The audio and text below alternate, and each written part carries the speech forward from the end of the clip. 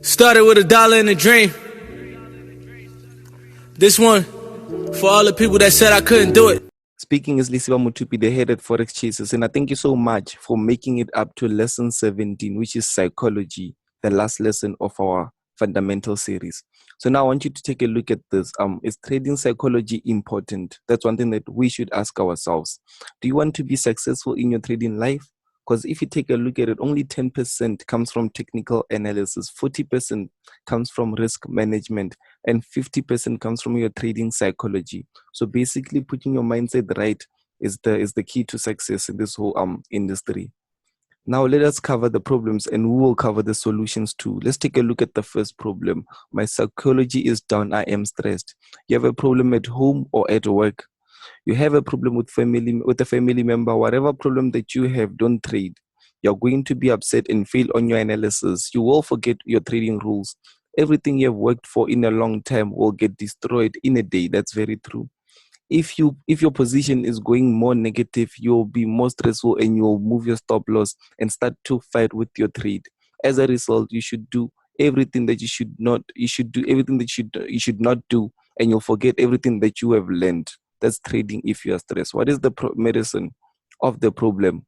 Don't trade. No trade is still a good trade. Basically, let's say if you take a trade out of being stressed, and it hits your stop loss or something. If you decided not to trade, that would still be a good trading decision, because you're not gonna lose that amount of money that you lost. So basically, if you take a look at it, your first goal in the markets is to protect your capital. Protect your capital. Okay, you can't make money while losing money. So you have to protect your money and still make money with that money. Second problem, you can't sleep when you have an open position. You have to obey the 2% risk management, okay?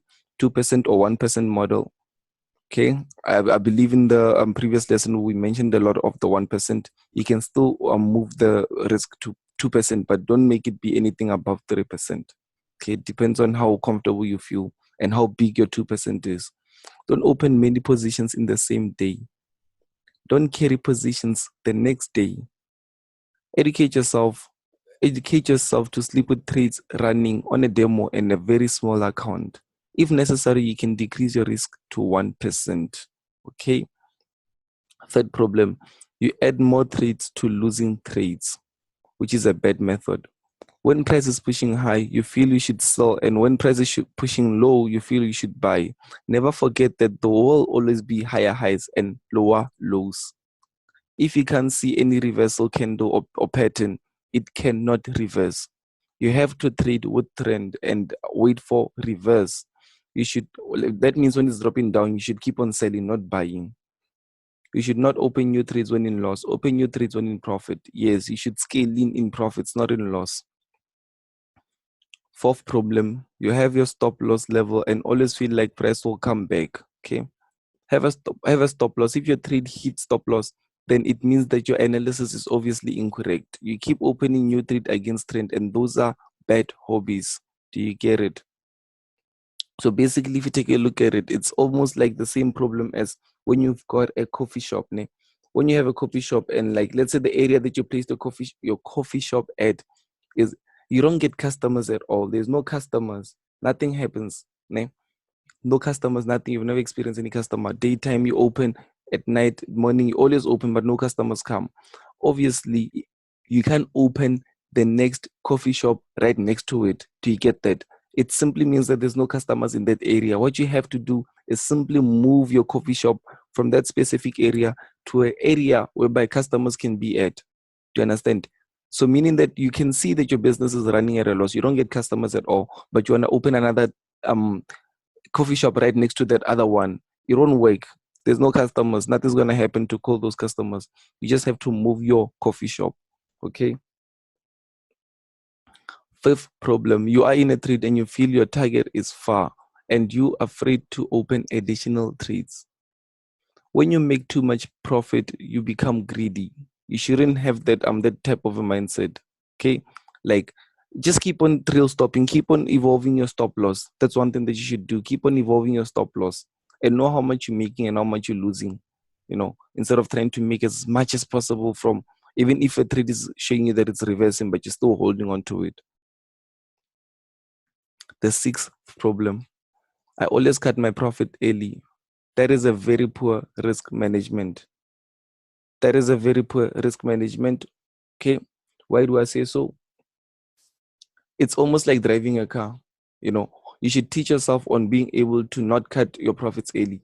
Like driving a car, at first, it's very uncomfortable to start to learn on how to drive a car, driving a car and stuff. That whole scene is very uncomfortable. But once you have driven that car a lot of times, let's say went to different places a lot of times, you're gonna simply it's gonna be stuck into you subconsciously that you don't have to change gears, look at gears when you're changing, and you don't have to keep on doing all these things that you're doing as a beginner. Do you get that?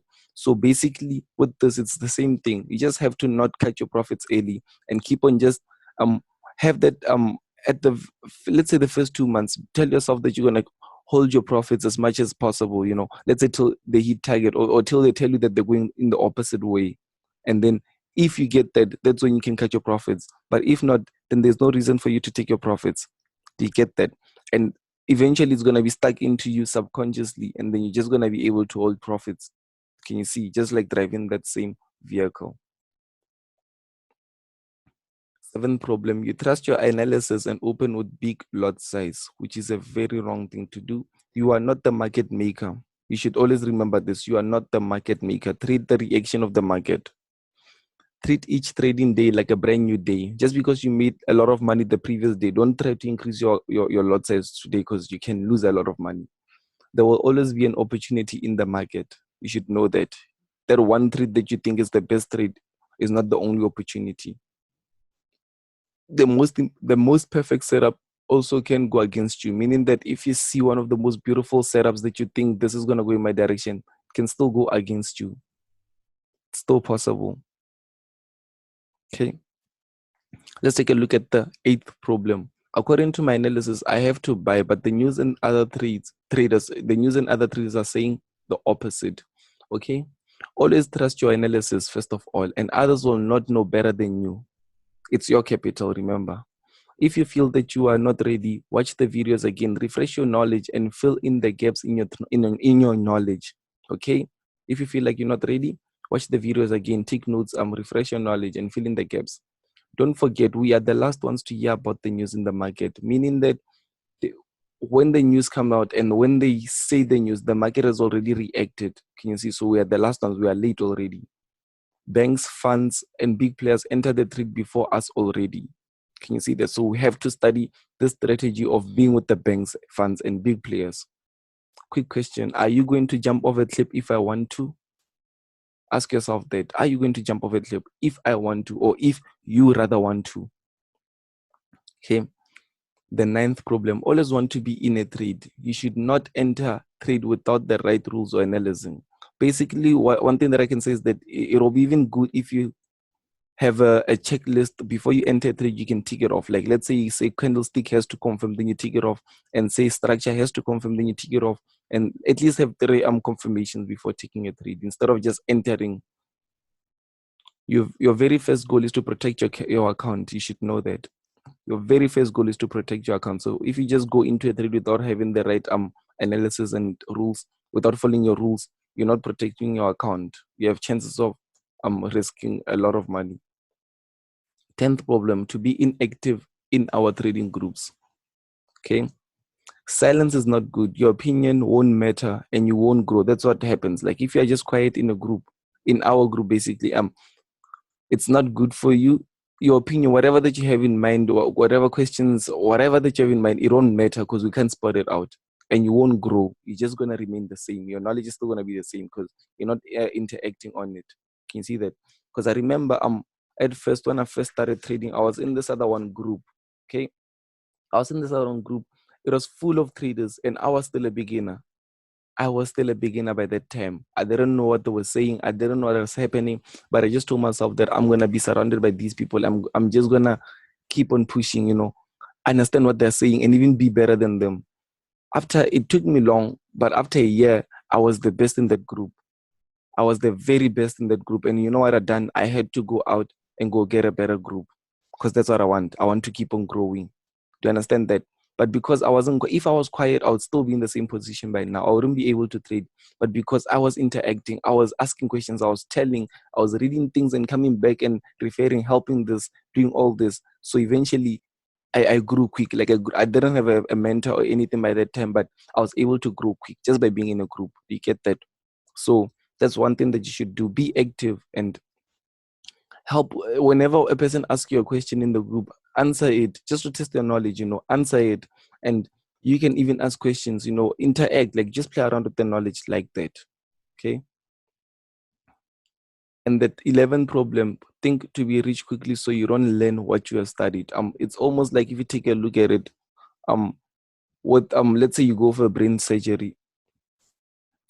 What you're trying to do here is to get a shortcut to become rich, which won't work. Because what happens is that we can't go for brain surgery and then you cut out my brain and then you take my brain and I take yours and then you have my knowledge towards the market. You see how I see things, but you're still yourself. That can't happen. That can never happen.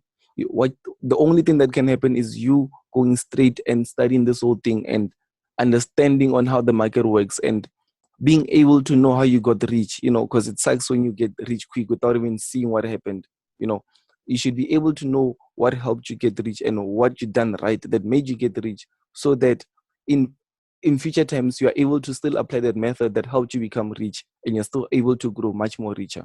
Because it sucks, let's say if you get rich quick without knowing what happened and then you go back to being zero, you're not going to have that same you're not going to go back being rich again because you didn't learn on how to become rich. Do you get that? So basically you shouldn't try to look for shortcuts. You should just move your way up at your own pace. As a result, to be a successful trader, you need 10% technical analysis. Watch videos several times, do lots of backtesting, analyze daily, update your analysis. Okay. 40% of risk management. Don't forget 2% risk management. Watch a risk management video over and over again. Should master that one day. Very important. 50% trading psychology. Watch this video multiple times. Watch it multiple times. Whenever you feel like you're making a lot of mistakes, watch this video. And now it's time to make your own trading rules. Watch all these videos again. Put 1 or 2 days breaks, 1 or 2 day breaks after watching video before moving on. Like what you should do is that watch a video, let's say watch it 2 days in a row, and then take as much knowledge and notes as possible, and then wait on watching videos. And then after that, what you can do is that when you watch it for the last time, it is now sticking into your subconscious mind. In these breaks, backtest 50 to 100 times about the content you learned. Meaning that if you saw lesson 7, backtest about lesson 7. Master that lesson, instead of just moving to the next lesson, master that lesson first. Before beginning your live account, start your backtest program and keep doing it until you gain confidence. The most important thing that you should have in this industry is confidence. When you're taking a trade, whether one of the top traders are saying that it's selling, when you see a buy, it's very brave to take that buy, because it's your account, it's your trade, it's your decision. Choose your best strategies and pairs, meaning that you should out of all the lessons, you should be able to see which one works for you: continuation patterns or reversal patterns, and risk entry or reduced risk entry. Okay. When you feel you are ready, open a small demo account and find your life account with money you are willing to lose. Basically, it won't help if you're using a big demo account, because you're gonna open big trades and it's gonna give you a false knowledge, because basically you're gonna open with a huge lot size and then you're gonna make $1,000 and you're gonna think that you are ready, and you're gonna think that when you fund your account you're gonna make $1,000, which is not true, because you won't fund it with as much money that you did fund with the demo account. So I'd rather have a small demo account and use the lot sizes that you would use on your real account, or fund your live account with a small amount of money that you wouldn't mind losing, even though it won't be possible that you lose all of it because you'll be already have the knowledge. But just do that.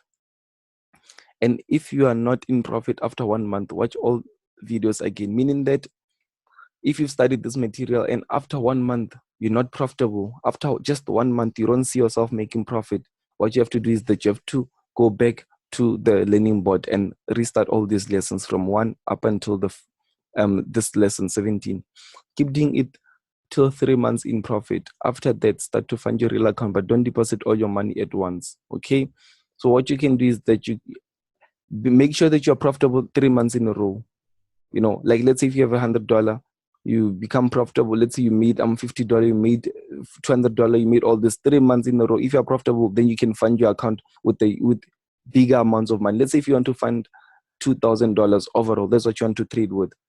You can just fund it first with $200 for the first 3 months. Start to trade and see if you're profitable. If you made profits in the first 3 months, then you can take that whole 2,000 and then throw it into your account, because now you know that you're profitable. You're gonna make a lot of money due to the account being bigger. Add your own rules over these rules, meaning that just see what works for you. Play around with the rules, and I'm sure you're gonna find something that's much more personal, that works much more better with your routine and how you understand things. And I'd like to say much blessings from the team at Forex Chasers Institution on your trading success. Please do enjoy this whole industry thing. Like, it's not very stressful. I understand that some things you're gonna think are very stressful, but once you get it, you're gonna be better at it. And continue to believe in you, because I believe in you. Thank you so much for watching these lessons. It's your boy Lisiba Mutupi. Started with $1 in a dream. This one for all the people that said I couldn't do it. You know the best feeling in the world is doing what the fuck you wanna do, living the way you wanna live. You gotta have dedication, determination, and discipline. I told my teacher back then I would be like this. She looked at me like I was crazy. I'm talking about, we come from generations and generations of poverty, you know, so you gotta wake up like it's no tomorrow. Like you don't know what's gonna happen, cause we don't. And Granberry Dollar, we don't got time for favors. We don't got time for suckers. We ain't got time for haters. We treating this shit like this the only thing we got. You get on our way, we gotta run through you. Real shit. You feel me? Seize the moment, nigga. Remember I told you that, nigga. When it's your time, it's your time. Seize the moment. It's on you if you don't take advantage of that. You know they try to call us thugs and criminals. Now my crib big as a Dollar General, and that's facts. But make sure you believe in your dreams. If you don't believe in yourself, won't nobody believe in you. Already lost from the start. If I told the people the shit that I be doing now, they would've laughed at me like I was crazy. Ain't nobody gonna see your dreams the way you see them. You build your own future. That's why we call it Dream Chaser. From nothing. Philly, New York City.